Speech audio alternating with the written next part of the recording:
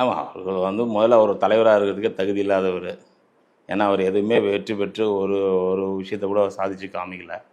இப்போ லண்டனுக்கு போயிட்டு வந்ததுக்கப்புறம் இன்னும் ரொம்ப தர லோக்கலாக இறங்கிட்டாருன்னு தான் நம்ம சொல்ல முடியும். ஏன்னா ஒரு ஒரு அவர் வந்து ஒரு ஒரு அமைச்சர். அவர் வந்து உரிமையில் பேசுகிறார். இவர் உங்கள் அப்பன் உன் தாத்தன் அப்படி ரொம்ப உரிமையில் ஒரு மாதிரி ஒரு அருவருக்கத்தக்க வகையில் பேசுகிறாரு.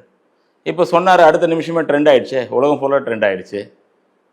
இப்போ பாஜகவை உலகம் பூரா கொண்டு போய் கெட் அவுட் மோடி, அதாவது இந்தியாவில் ஆளக்கூடிய ஒரு மாநிலத்தில் வந்து அந்த மாநிலத்திலே மோடிக்கு செல்வாக்கு இல்லைன்றதை உலகம் பூரா தெரிய வைக்கிறதுக்கு ஒரு பிளாட்ஃபார்ம் செட் பண்ணி பாஜக மாநிலத்தில் சொல்கிறாரு, கெட் அவுட் ஸ்டாலின் நானும் ஹேஷ்டாக் போட்டு பண்ணுவேன் அப்படின்னு சொல்லி பண்ணி இருக்கட்டுங்க. ஒரு ஆள் போய் 10 பேர் அடிக்கிறது, ஒரு மாநிலத்திலேருந்து ஒரு ஆள் போய் ஒரு தேசிய கட்சியை அடிக்கிறது பெரிய விஷயமா? 10 பேர் ஒன்றா வந்து ஒருத்தர் அடித்து நான் அடிச்சிட்டேன் பாடுறா வீரண்டான்னு சொல்கிறது பெரிய விஷயமா? இந்தியா ஃபுல்லாக இருக்குது பாஜக.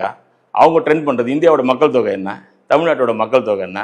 நாமளும் வேர்ல்டு லெவலில் ட்ரெண்ட் ஆகிருக்கோம், அவங்களும் வேர்ல்டு ஈக்குவல் ப்ரொபோர்ஷனேட்டில் ஆகிருக்கோம்னா அப்போ மெஜாரிட்டி எது?